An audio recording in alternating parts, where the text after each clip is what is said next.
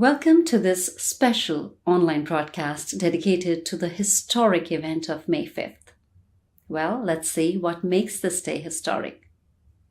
Exactly 53 years ago, on this day in 1970, Her Holiness Shri Mataji Nirmala Devi opened the crown chakra, or the Sahasrara chakra as it is known in Yoga Shastras, which is the last spiritual center of our evolutionary consciousness. The impact of this event on both the individual and global collective level has benefited millions of people worldwide. And she gave the world a simple meditation technique called Sahaja Yoga. The practitioners of Sahaja Yoga meditation celebrate this historic event as World Self-Realization Day. And this year, we also commemorate the 100th anniversary of the birth of Her Holiness Shri Mataji Nirmala Devi, respectfully known as Shri Mataji, who was the world's most iconic female spiritual leader. Shri Mataji is the only spiritual guru in history to have imparted the experience of self-realization to thousands in her public programs worldwide. And we will explore her life, this historic event, and the revolutionary spiritual transformation that has taken place because of her work over the last 5 decades. Shri Mataji touched the lives of millions of people who have benefited from the unique experience of self-realization, a turning point in their lives.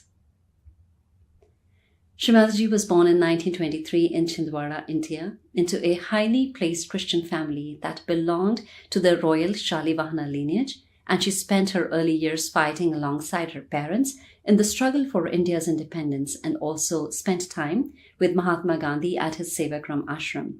And Gandhi recognized her as a spiritual prodigy.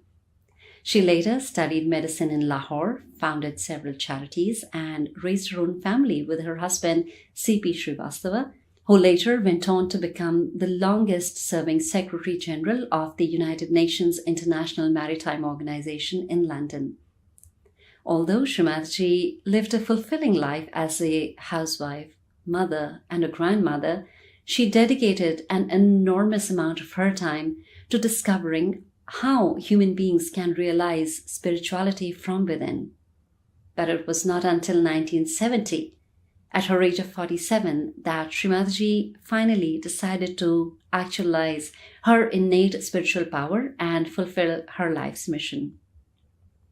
And it all began in the early hours of May 5th, after a night-long meditation on a lonely beach in Nargol, India, where Shri Mataji experienced a monumental manifestation of her innate divinity.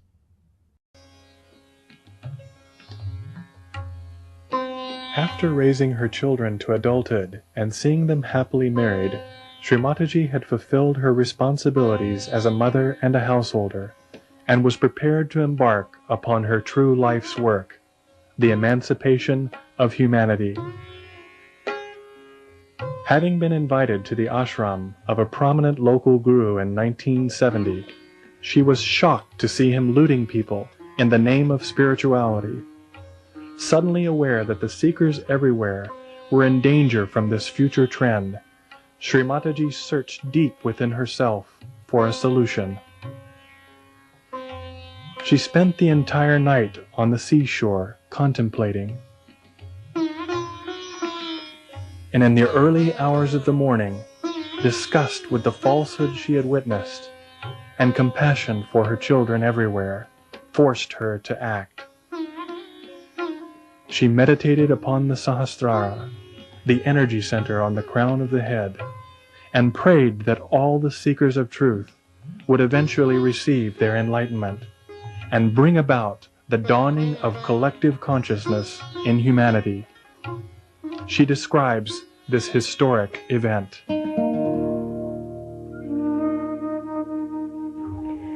As soon as Sahasrara was open, the whole atmosphere was filled with tremendous Chaitanya. And there was tremendous light in the sky. And the whole thing came on this earth as if a torrential rain or a waterfall with such a tremendous force as if I was unaware and got stupefied. The happening was so unexpected and so tremendous that I was stunned and I became completely silent at its grandeur. I saw the primordial Kundalini rising like a big furnace, and the furnace was very silent but burning appearance it had, as if you heat up some metal and it has many colors. In the same way, the Kundalini showed up like a huge furnace, which is like a tunnel, where you see these plants you have for coal burning to create electricity. And it stretched like a telescope, one after another came out like that. This unique experience was a pivotal movement triggering the possibility of unmasked self-realization, where human beings can now actually experience the spirit, the Atma, the kingdom of heaven within themselves, as prophesied by all the true religions of the world. In her unending compassion and love for humanity, Shri Mataji traveled the world and shared this gift of self-realization tirelessly through her own voluntary efforts. And Sahaja Yoga provides the key to absolute freedom and liberation from the illusory bondage of life, and it bestows inner peace on the individual, forming the foundation for collective global peace. World Self-Realization Day is truly a day to celebrate, as this great event has transformed the lives of untold numbers of people and will continue to transform the lives of future generations. In this broadcast, we will learn from two professional experts who are longtime medical practitioners, Dr. Ashish Pradhan from San Francisco, USA, and Dr. Engelbert Oman from Vienna, Austria. And both Dr. Ashish and Dr. Engelbert will discuss the relationship between our physical, neurophysical bodies and our spiritual subtle bodies. But let's begin our journey into the distant past, where we ask ourselves some important questions. Were our ancestors aware of a more subtle spiritual system within the physical body? Is there a connection between the origins of medical science and ancient spiritual systems of healing that preceded the development of science itself? If we go back 3,000 years, in Greece, there lived a physician who was called Aesculapius. Part legend, part god, part human. And this person called Aesculapius was supposed to be the son of Apollo, the god Apollo. Whether or not he was, of course, is the myth part of it. However, what is more important is that he was a legendary physician. In fact, Hippocrates wrote and would consider himself to be the follower of Aesculapius. Now, Aesculapius was blessed or had the gift that he could cure diseases and he could heal ailments that were considered intractable, pretty difficult. But he would do that also with the help of something called as serpent power. There is always an association of Hippocrates with his staff, with a serpent kind of coiled around it. Interestingly, even today in the 21st century, many medical associations, physician organizations use that symbol of a staff and a serpent coiled around it. It is one of the most commonest symbols that is used in medicine. So it is interesting that the origin of modern medicine somehow is related to the use of serpent power and serpents. Now let's come to Sahaja Yoga. In our subtle body is part of this hypothesis again. We start with the sacrum bone, or the os sacrum, as it is called in Latin, or in Greek, in ancient Greek it was called as hieron osteon. Hieron in classical Greek means sacred or even a temple. So there was a notion right from that time that within our body, within the sacrum bone, there is something sacred. There is something temple-like almost related to this bone. Now we say in Sahaj Yoga, as part of what we believe to be the construct, the fundamental construct of the subtle system, that the sacrum bone contains a mothering energy. It contains a residual dormant energy. And it is this energy, the awakening of which is considered to be the primary objective of yoga or union, which is through the process of self-realization. So the os sacrum or the hieron osteon through modern medicine, and then of course through the classical textbooks of yoga that describe the existence of this serpent-like energy that is coiled in 3.5 coils in our sacrum, is an interesting correspondence. Indian saints like Shri Markandeya, Adi Shankaracharya and Gyaneshwara describe Kundalini Shakti as the key to achieving meditation, and a great reverence was given to the Kundalini's location at the base of our spine. Could it be that our human body is anatomically built as a spiritual container for higher experiences beyond our senses? And do these spiritual experiences positively influence our lives? When that energy rises within us, that there is a point within us and beyond us, which, when the Kundalini reaches there, has profound, wonderful effects and beautiful effects on our being.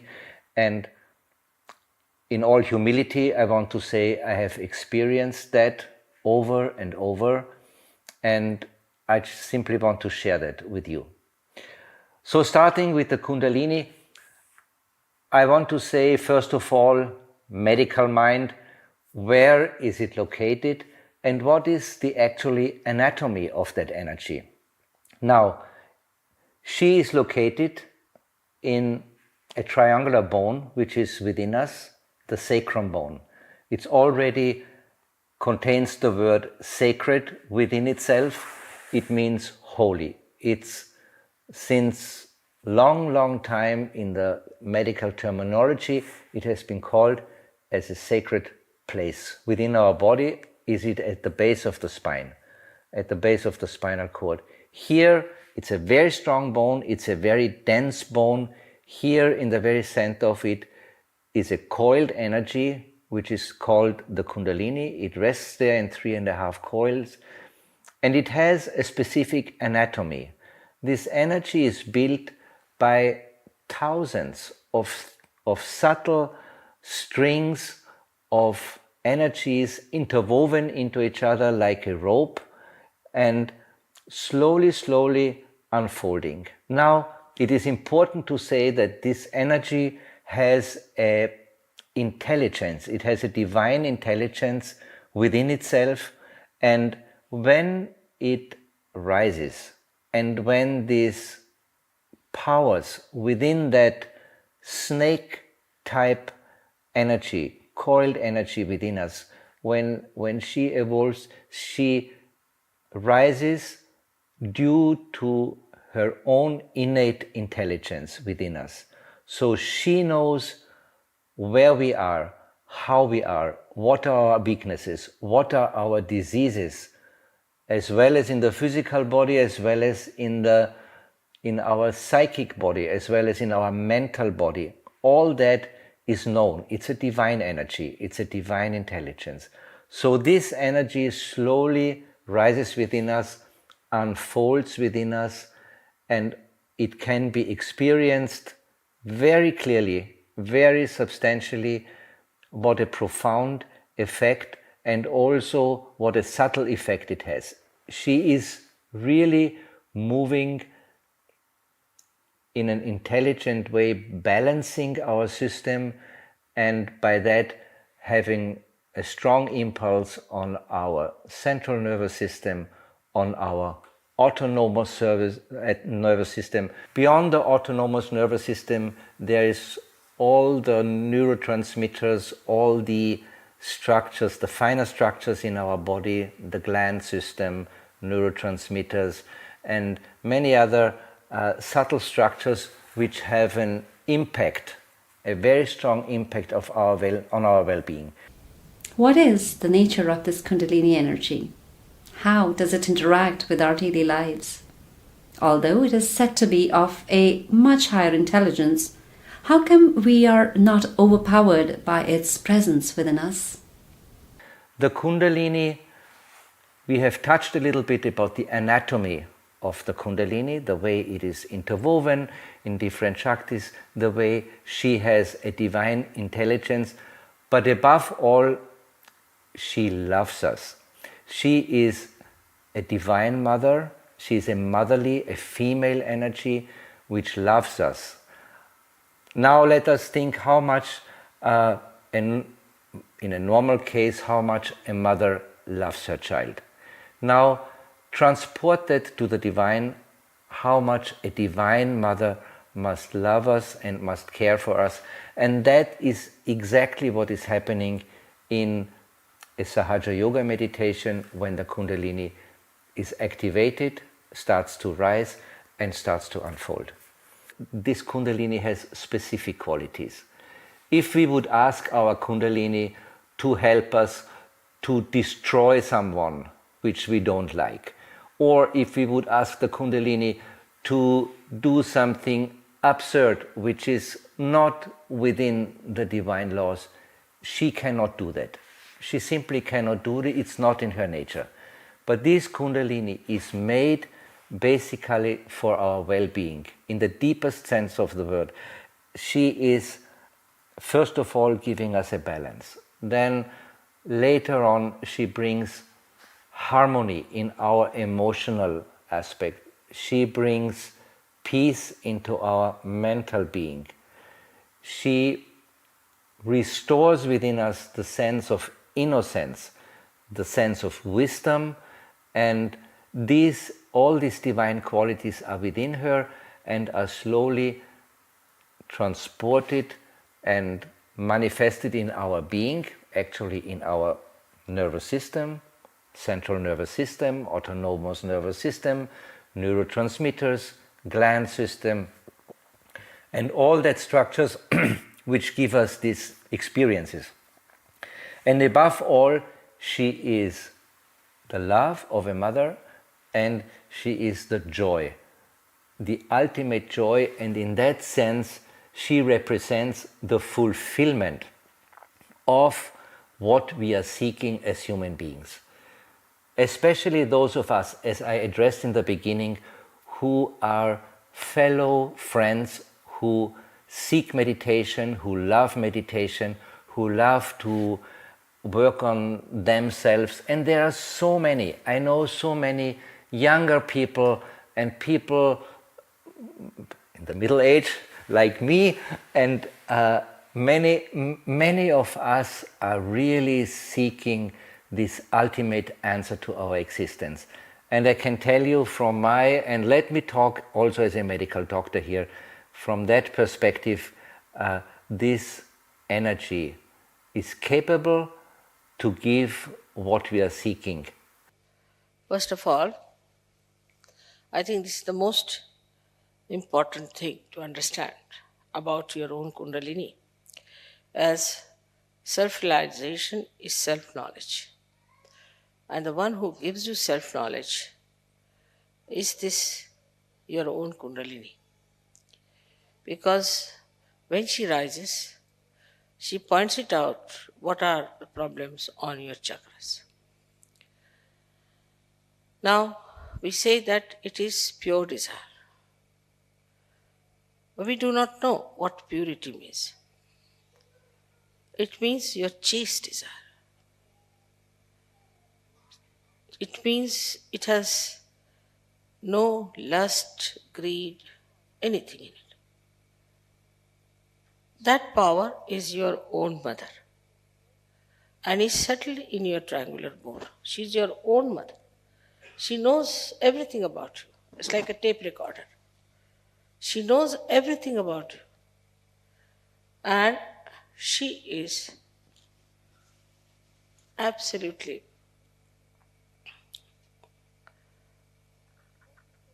the knowledge. Because she's so pure.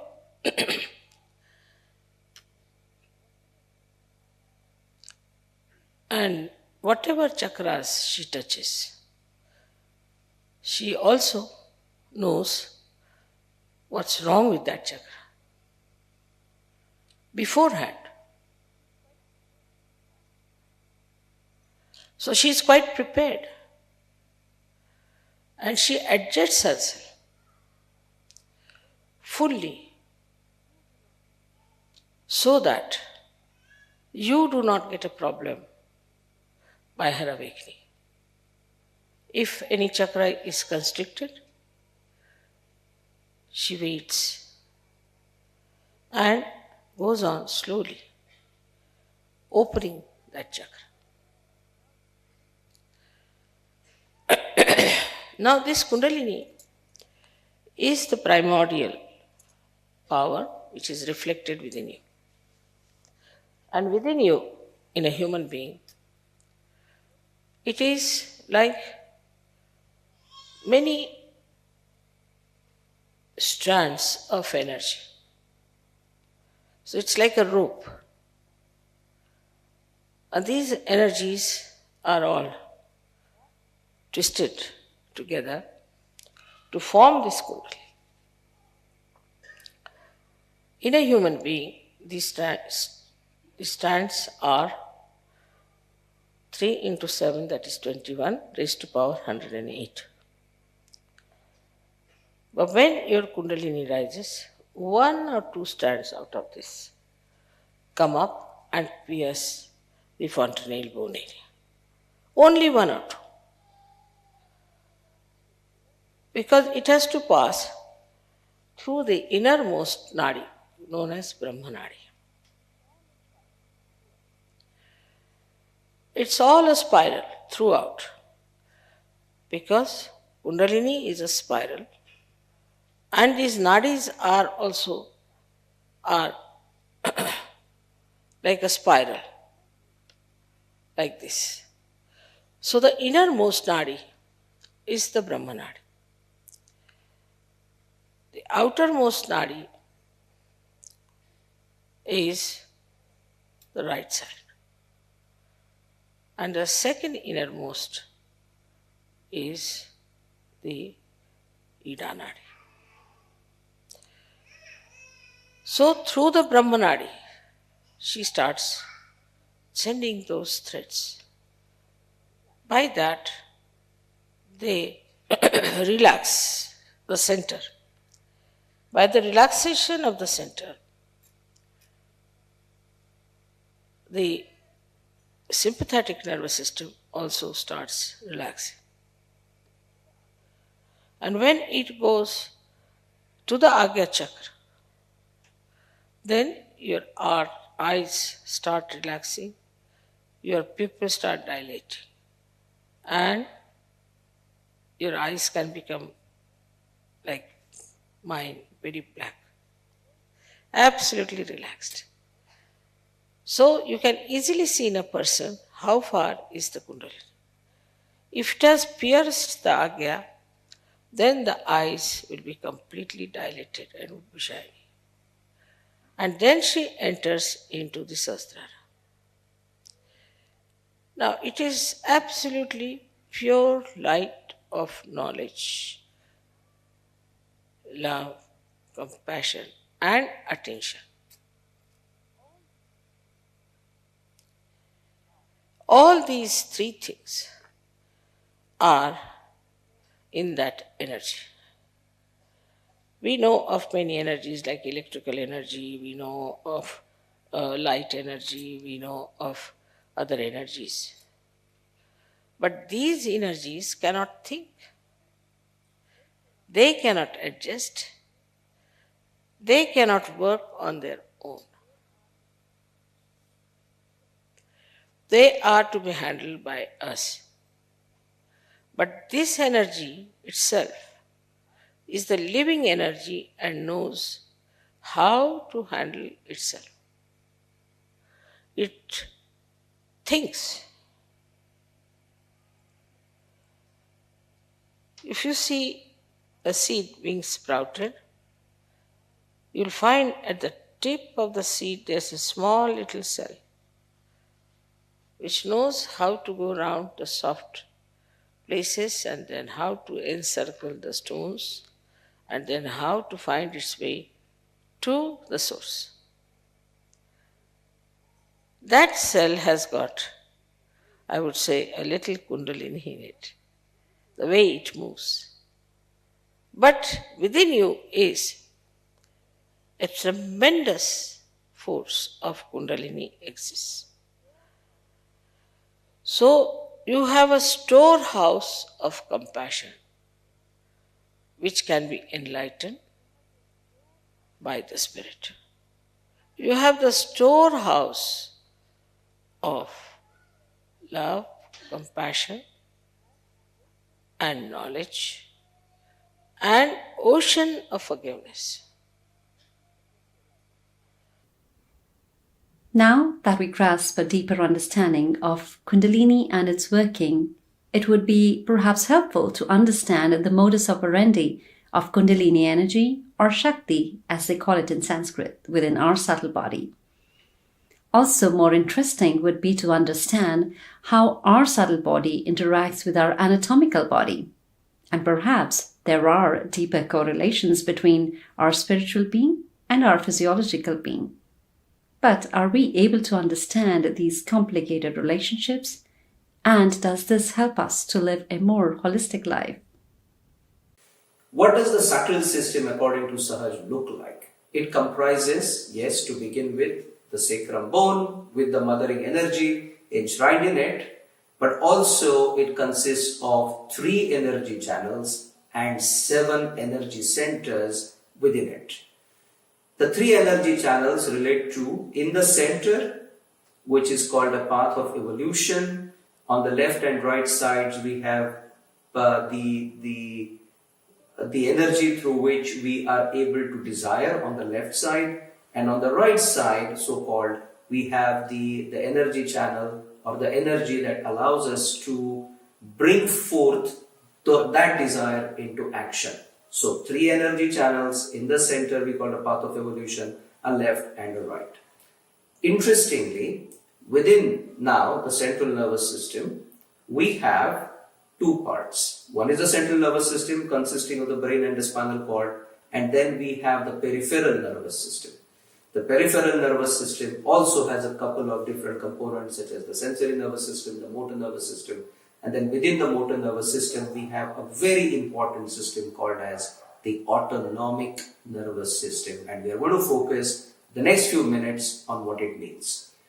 The autonomic nervous system, as the name implies, is autonomous. In other words, it is not under volitional control.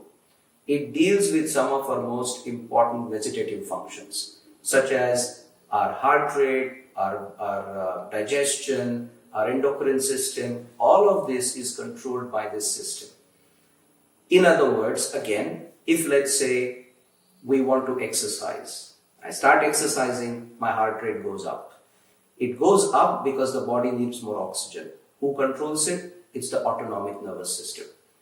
If I eat something, or if we eat something, we don't have to think about having to push the food down our gastrointestinal tract, from the stomach to the duodenum and beyond. It is the system that takes care of it. Again, it's the autonomic nervous system. We don't have to think about it. It does it on its own. It's a system that functions on its own. Now, the autonomic nervous system has 2 components to it. One is the parasympathetic component, and the other called the sympathetic component. Okay? Now, let's go one step deeper. The parasympathetic system basically is a kind of a conservatory system. In other words, it slows down your heart rate, it allows the food to be propelled, so on and so forth. The sympathetic nervous system does exactly the opposite. It increases the heart rate, let's say if you are exercising, or it slows down the process of propulsion within the gastrointestinal tract. Just to keep to these 2 examples. So they act in complementary fashion but in opposite directions. Alright. Now, How are these systems governed or controlled? Within our central nervous system, within the brain and the spinal cord, the brain that sits within the cranium and the spinal cord, there are small cells called as neurons.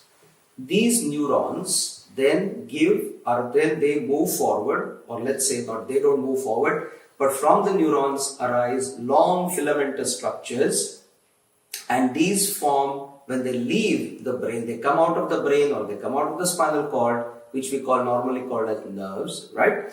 And they form small ganglions. Ganglions are nothing but essentially collections of nerve cells. They contain both the sympathetic and the parasympathetic components. Then they move out further and they form around organs such as the heart. They form a complex which is called as a plexus.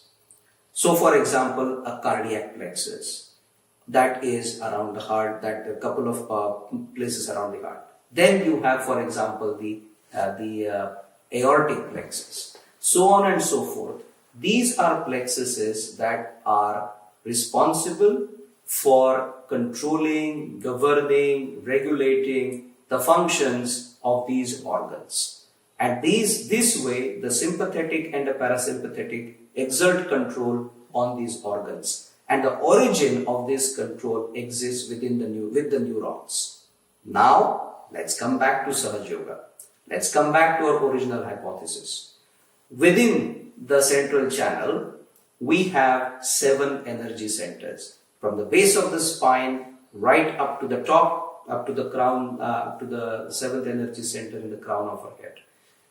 These energy centers, Sahaja Yoga, according to the Sahaja Yoga hypothesis, regulate the functions of these plexuses. So perhaps at a subtle level that medicine is yet to figure out, these energy centers maybe govern the functions of the neurons that in turn govern the functions of the plexuses, which in turn govern the functions of the organs. So the chakra to the neuron, to the nerve filaments, to the plexuses and to the organ. That is potentially the linkage that exists within our body. But of course, modern science is yet to discover the chakra part of it. The rest of it is a well-established fact of neurophysiology. This way, the body is governed. Now, that is what corresponds to the subtle system.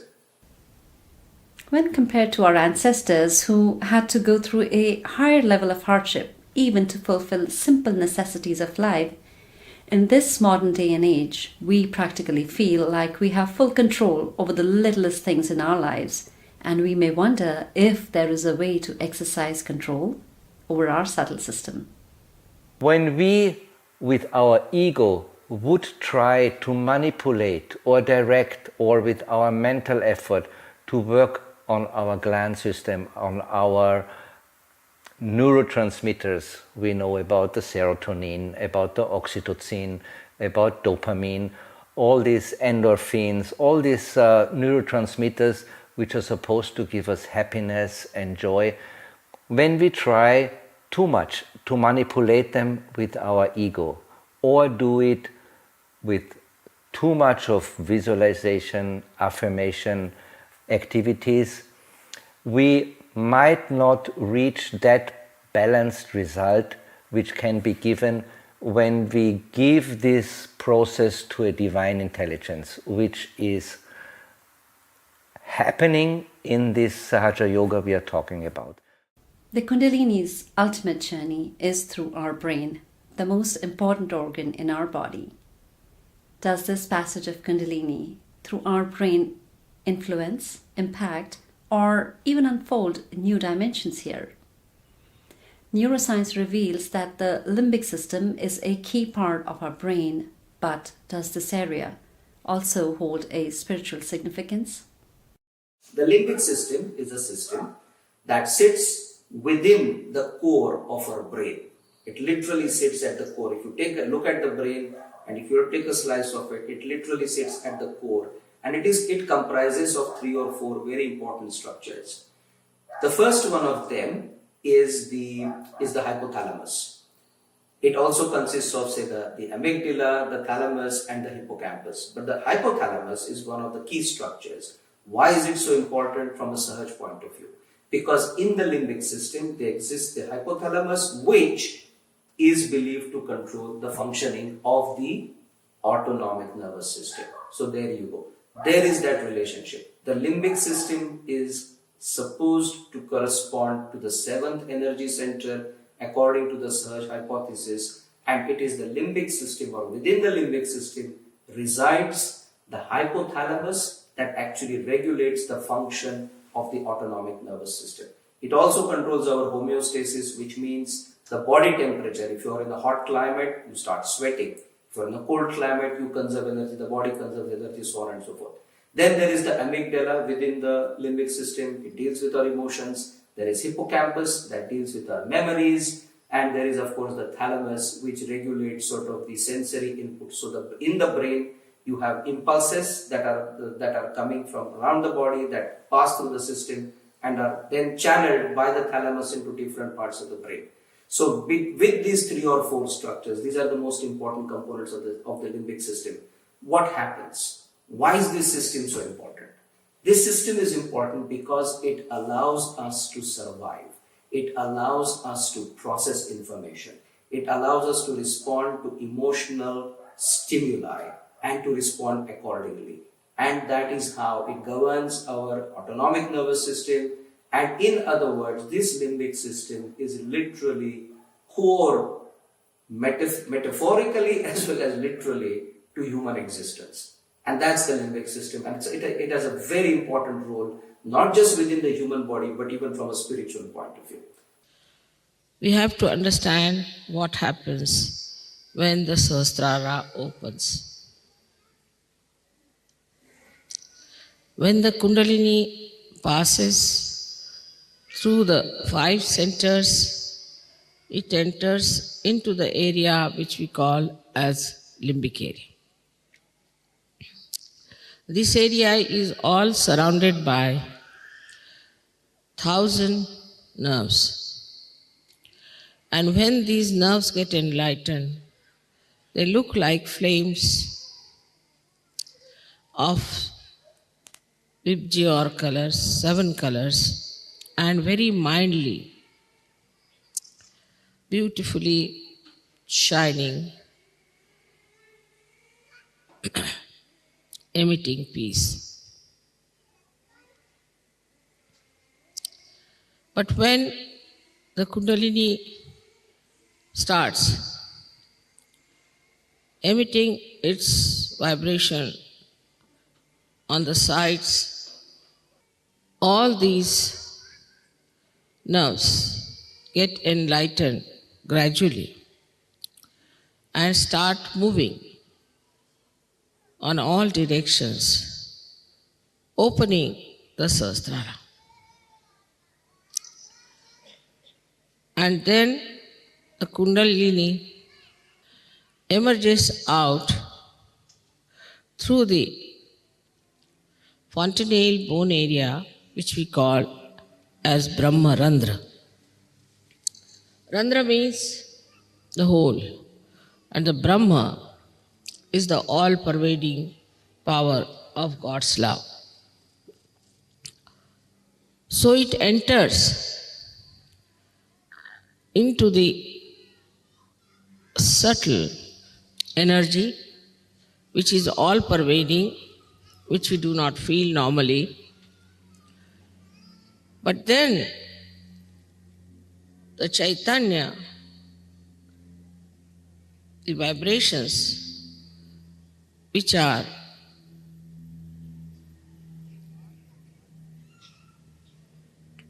the part and parcel of this energy, all-pervading power, the Parama Chaitanya,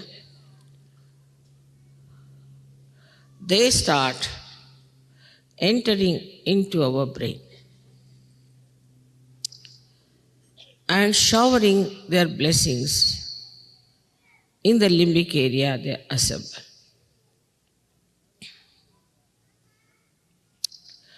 Now the limbic area is connected to all the area of the brain and also to the nerves. So it starts flowing onto the nerves, giving you the new awareness of collective consciousness called as Samuhik Chetana. So you get a new Chetana, a new awareness, which is showered upon your limbic area. The working of these Chaitanya waves is very interesting. They are normally formed like small commas, but then they go into different forms. They make themselves into swastikas as the four-limbed symbol of innocence, or they become the Omkara, as you know how Om is written, which is the symbol of our doing, our awareness. So when they form the swastika, they try to nourish the left side, and when they form the Omkara, they nourish the right side. Left and right sympathetic nervous system, they nourish. But Sahasrara is to be kept open is rather difficult for people, because it's a vicious circle. First, these vibrations should enter into your brain through the Brahmarandra when it is opened out, and they should nourish your nerves,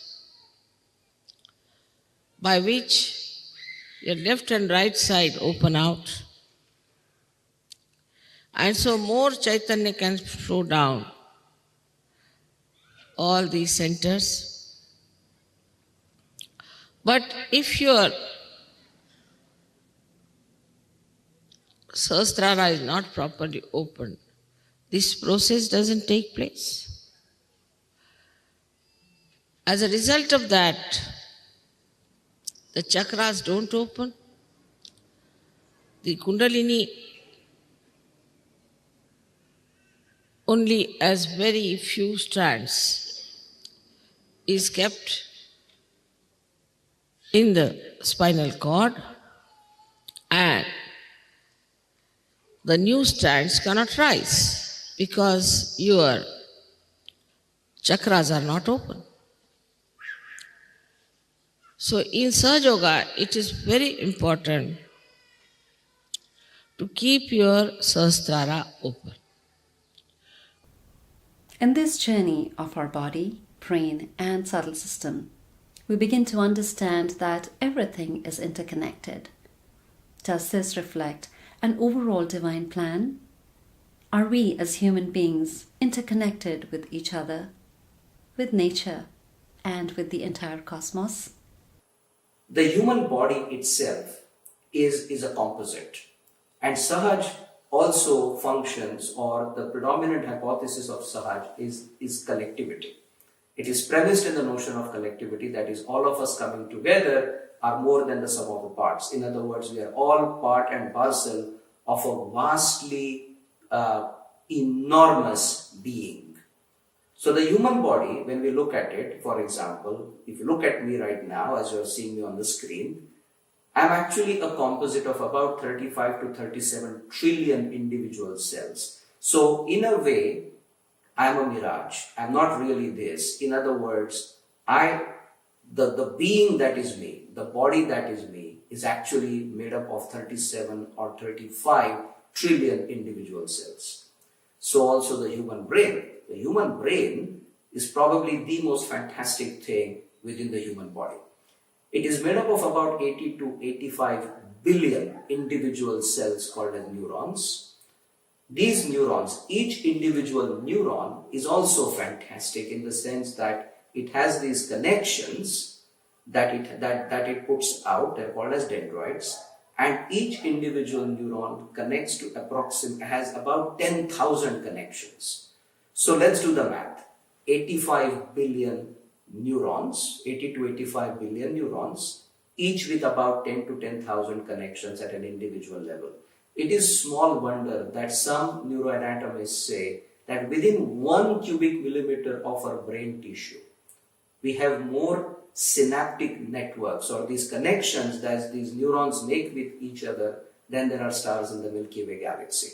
So together, the brain therefore functions in a collective paradigm. What we call our brain is actually a functioning of these billions and billions of neurons coming together and talking to each other.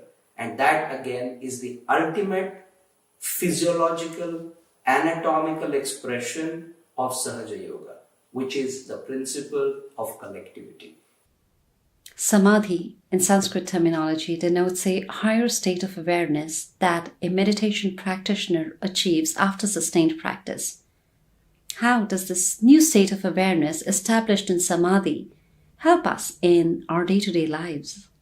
When this Kundalini, which we have spoken about now, when she reaches those upper centers in the brain, I would say, first of all, the center, the sixth center, the chakra of Agya chakra, which actually lies anatomically at the crossing point of the two nerves of the eye. It's called the chiasma opticum. When she rises and pierces through that center, she first of all really calms the mind. It's the first step. She calms the mind and she gives an experience which is called thoughtless awareness, Nivichara Samadhi. And there are, we could say that's the point actually from where a deeper meditation begins, where deeper meditation starts, and where we touch the true core of our inner being. Now, above that is in the core of the brain a structure called the limbic system, the limbic area. Here the Kundalini spreads and regulates and balances. And above that, from there out, if we cut the brain in different directions, we see in a three-dimensional way how the nerves, and with the nerves also the nadis of the subtle system, expand, evolve like a flower, like radiant strings. When the Kundalini touches this slowly, it's a very slow, gentle process. Again, remember what we said in the beginning, it's an intelligent energy, divine intelligent. She knows which nadi to touch, which nadi to bring some light into, and how to balance the system. And first of all, very few of these many Shaktis of the Kundalini touch a point which is called the Brahmarandra. It's the spot where in a baby it remains soft. The word means, Brahma means the divine, and Randra means the opening, the hole. So she sends just a few strings out here.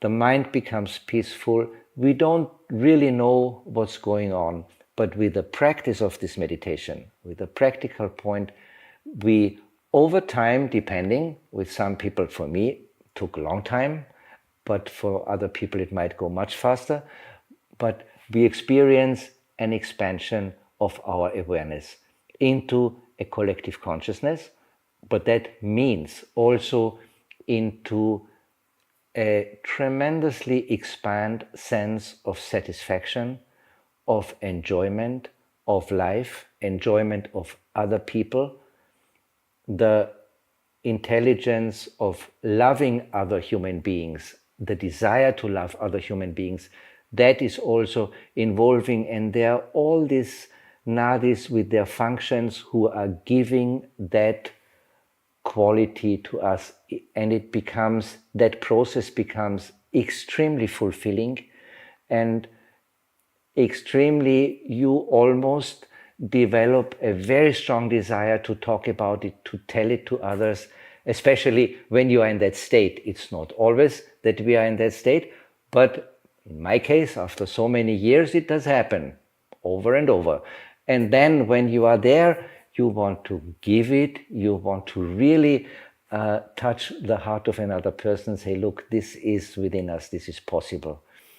And so all these nadis, they unfold like a beautiful flower, and really the last step of that process is when more and more of these nadis get enlightened, we can receive this all-pervading power, which is called Param Chaitanya in Sanskrit. We can receive it through, sometimes, depending on how many nerves of the Sahasrara get opened, more and more of that Param Chaitanya can tickle into our system, and tickle us with the joy, tickle us with the love, and ultimately there is an ocean of love and joy in which we are placed and which we are made for by the divine. There's a tremendous concept of the divine desire, I should say, for each and every one of us human beings, and look into that, and believe me, enjoy it. I am someone who likes to enjoy life as well, but I have not found any better enjoyment than this reality and this inner self within us, which is called the Atma and the Paramatma, and ultimately the relation to the divine. Now that we have gained some understanding of how this divine Kundalini energy works in our subtle system, it is time for us to dive into this spiritual experience and experiment. But before we do that, we do want to thank our distinguished guests for joining today and sharing this valuable information with the viewers. And above all, a heartfelt thanks to Shri Mataji for sharing this knowledge with humanity at no cost. And we also want to remind our viewers to subscribe to srimataji.org, the YouTube channel. And yes, it is time for us to take you through a simple guided meditation that Shri Mataji has demonstrated countless number of times in thousands of public programs that she has given around the world. And the process simply involves placing the right hand on the centers along the left side in the body and keeping the palm of the left hand open. In this exercise, we'll be recommended to keep our eyes closed, but we will be able to follow the placement of the hand as guided by Shri Mataji in this upcoming video. Place the right hand on the heart. Place the right hand on the upper part of the abdomen. Place the right hand on the lower part of the abdomen. Place the right hand on the upper part of the abdomen. Place the right hand on the heart. Place the right hand on the neck.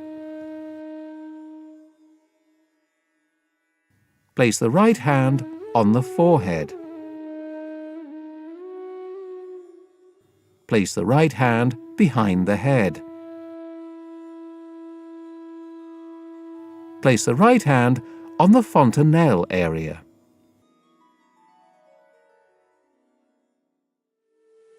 Keep your eyes closed. First of all, please put your right hand on your heart. All the time the left hand is towards me. Now, here you have to say, in your heart, with all sincerity, Mother, am I the spirit? Ask the question 3 times in your heart. This is a very fundamental question.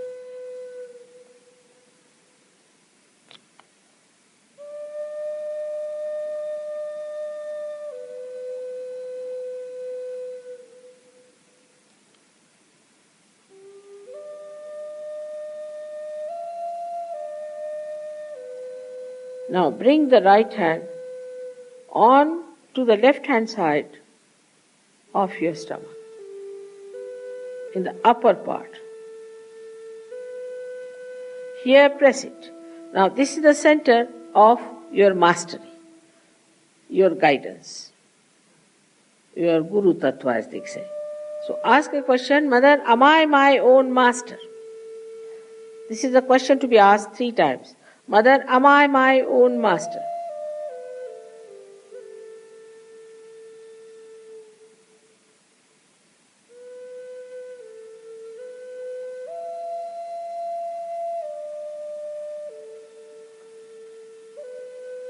Now, bring your right hand down below, in the lower part of the abdomen.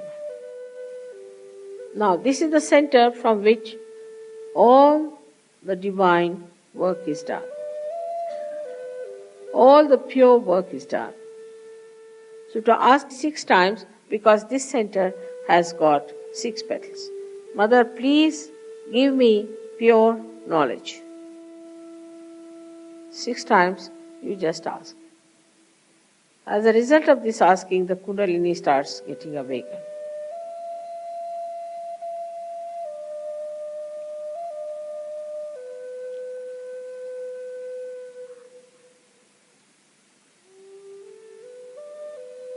Now to help the Kundalini rise, you have to cooperate with her. So please put your right hand on the left hand side in the upper part of your abdomen and press it on the stomach.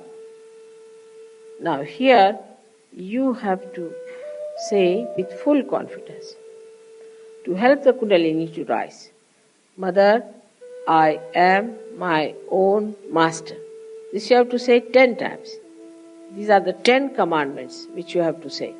That, Mother, I am my own master.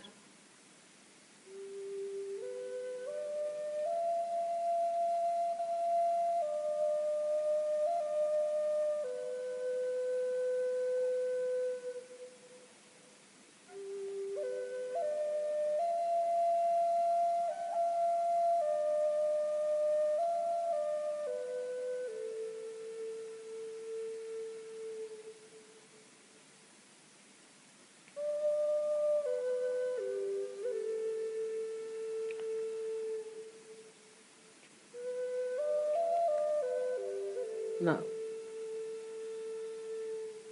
10 times with full confidence.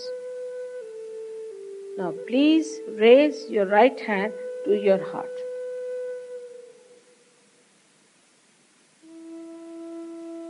Now, here you have to say, again with full confidence, Mother, I am the Spirit. This is the truth. You are the Spirit. But you have to say with full confidence, Mother, I am the Spirit. This you have to say 12 times.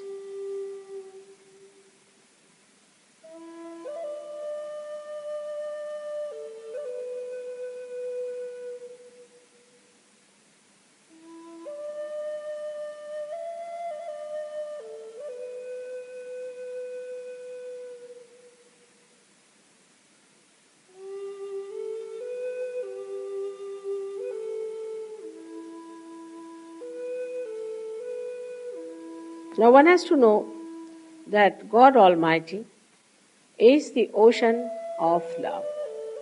But above all, He is the ocean of forgiveness. So He forgives. Whatever wrong you do, He forgives. So don't feel guilty and put your right hand across on the left hand side in the corner which is made by your neck and your shoulder. Now here you have to say, again with full confidence, 16 times, Mother, I am not guilty. Please say it. Mother, I am not guilty. 16 times. I am not guilty at all. Please say it.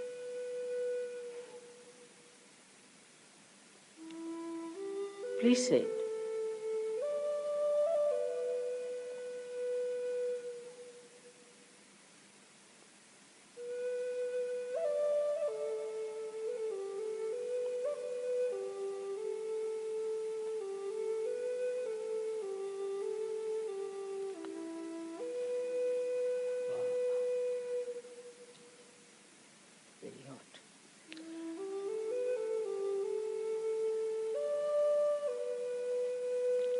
Now raise your hand across on your forehead.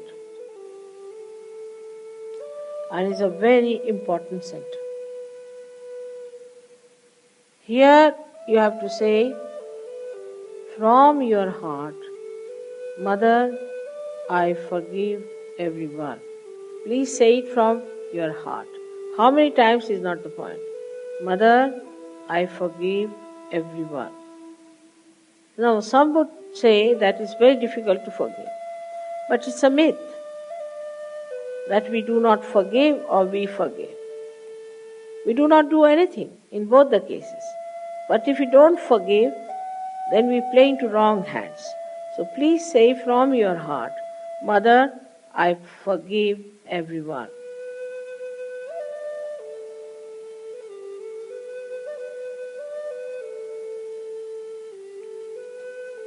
Now please take your hand on the back agya, the same center, on the back side of your head and allow your head to rest on it and push it back a little bit. Now here, you have to say,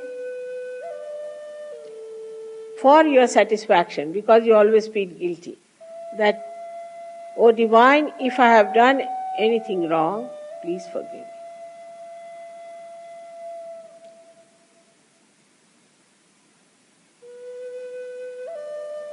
Please forgive me. From your heart. Stretch your hand fully and put your center of your palm on top of the fontanelle bone area, which was a very soft bone in your childhood. Press it hard.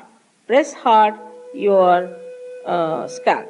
Now you have to move it 7 times, saying one thing, which you have to ask for. Mother, please give us my self-realization.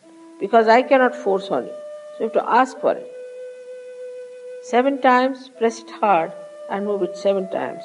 Very hard. Slowly. Saying that.